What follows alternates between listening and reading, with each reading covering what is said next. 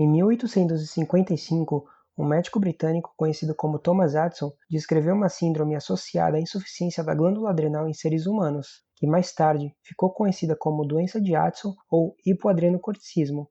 Nessa aula, vamos estudar sobre o hipoadrenocorticismo em medicina veterinária. Para entender a doença, vamos primeiro relembrar alguns aspectos anatômicos e fisiológicos da glândula adrenal. As adrenais são glândulas bilaterais que ficam crânio-medial aos rins e repousam no teto do abdômen. Nos mamíferos, ela é dividida em duas porções distintas, o córtex e a medula, que diferem morfologicamente e funcionalmente. Em animais normais, a relação córtico-medular é de 2:1. A medula é responsável pela secreção das catecolaminas. A região cortical pode ser subdividida em 3 zonas distintas, a zona glomerulosa, fasciculada e reticulada. A região glomerulosa é a parte mais externa, compreende 15% do córtex e é responsável pela secreção de aldosterona. A zona fasciculada representa 80% do córtex e fica responsável pela secreção dos glicocorticoides, sendo o principal o cortisol. A zona reticulada é a mais interna, representa os 5% restantes do córtex e secreta os hormônios sexuais. Dos hormônios mais importantes secretados pelo córtex, temos a aldosterona e o cortisol. A secreção de aldosterona é regulada pelo sistema renina-angiotensina-aldosterona. Já o cortisol é regulado por um sistema de feedbacks, e é isso que vamos ver agora.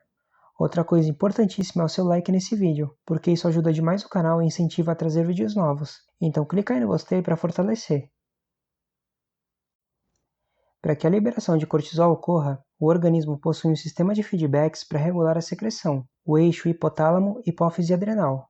Esse eixo é acionado por estímulos, principalmente o estresse. No sistema nervoso central, mais precisamente na região do diencéfalo, existe uma estrutura chamada hipotálamo. Ali existem neurônios que produzem aminas e peptídeos que influenciam na liberação dos hormônios pela hipófise.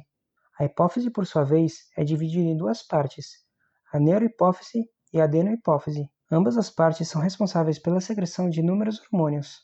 Nessa aula, eu vou focar especificamente no eixo HPA.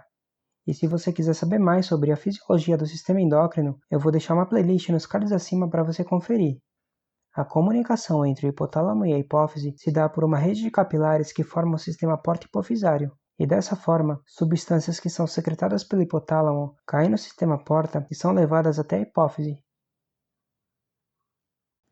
Os neurônios do hipotálamo, de uma região conhecida como núcleo paraventricular, o maior regulador desse eixo, secreta o CRH, o hormônio liberador de corticotrofina, que cai no sistema porta e alcança a adenohipófise. Essa substância estimula a liberação do ACTH, o hormônio adrenocorticotrófico, que por sua vez cai na corrente sanguínea e vai até a adrenal, na região fasciculada, e estimula a secreção de cortisol, que vai ser liberado no sangue.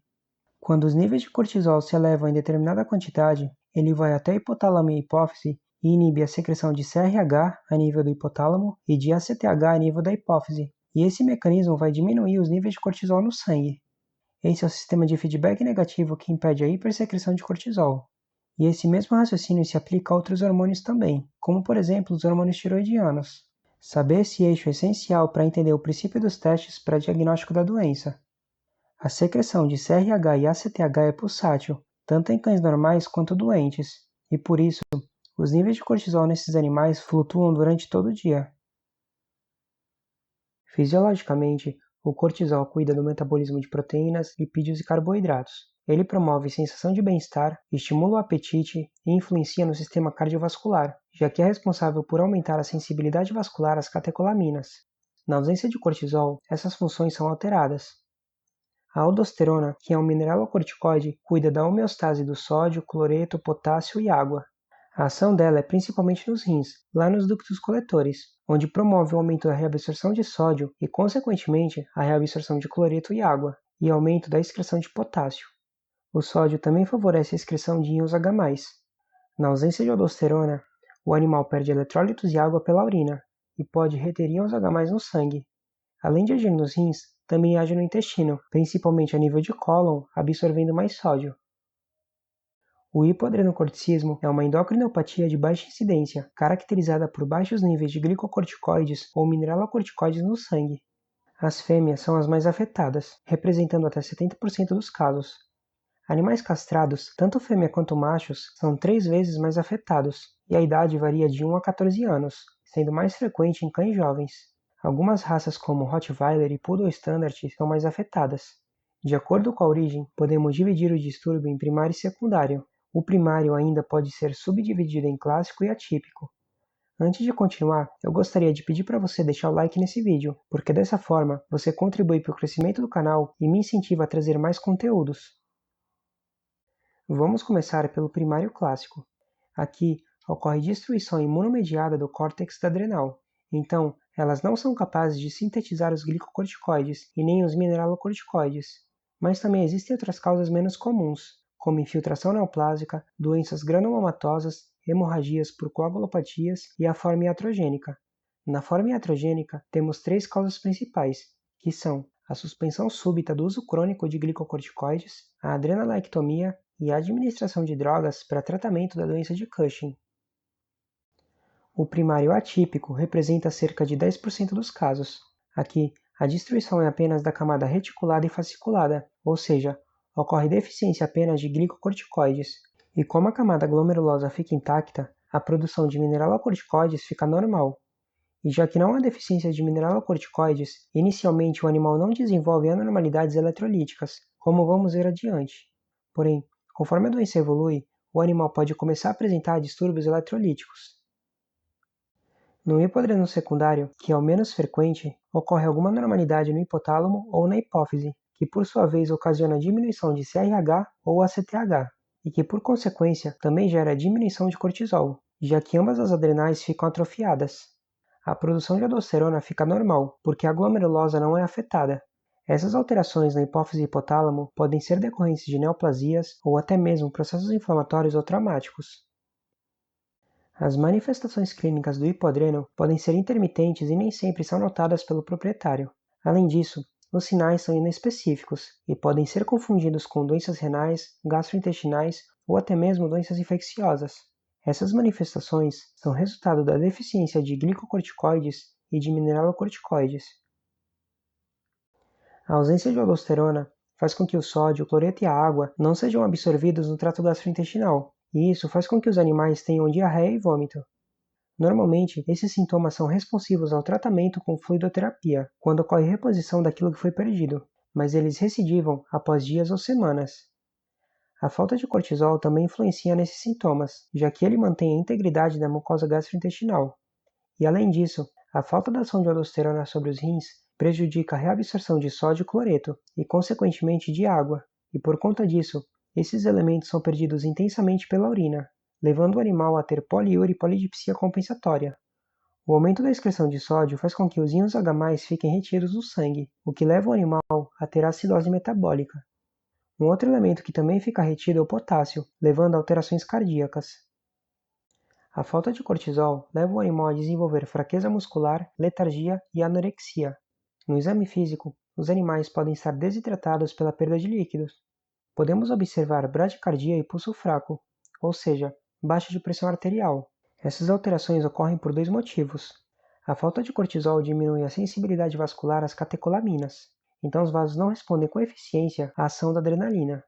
E o aumento do potássio vai gerar alteração na condução elétrica do coração. Inclusive, os animais podem ter arritmias fatais. E a hipotensão fica ainda mais acentuada quando combinada com a hipovolemia por perda de líquidos. O diagnóstico é feito com base nas alterações clínicas, exames de imagem e exames laboratoriais. Na radiografia, o animal pode apresentar microcardia e estreitamento da veia cava, e no ultrassom pode ser observada a atrofia das adrenais. Nos exames laboratoriais, podemos observar várias anormalidades.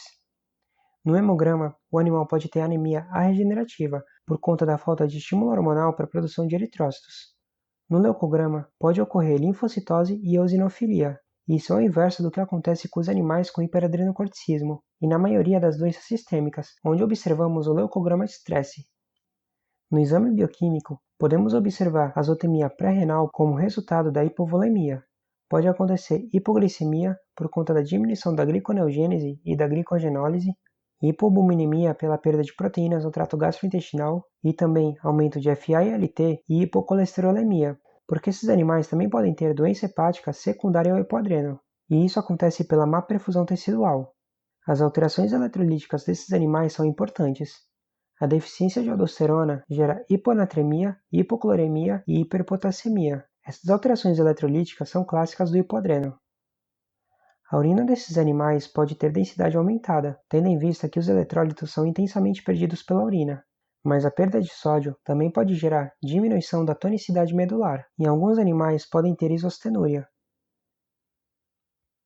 Saber interpretar exames laboratoriais corretamente é extremamente importante para o diagnóstico de qualquer doença. E caso você queira aprender mais sobre exames laboratoriais, eu vou deixar um e-book grátis para você baixar. Para o diagnóstico definitivo do hipoadreno, devemos fazer os testes hormonais para verificar o eixo HPA. O teste de eleição é o de estimulação com ACTH, que vai avaliar o funcionamento da glândula adrenal. Se o animal for sadio, a adrenal será estimulada normalmente e a produção de cortisol vai aumentar. O mesmo não acontece com animais doentes.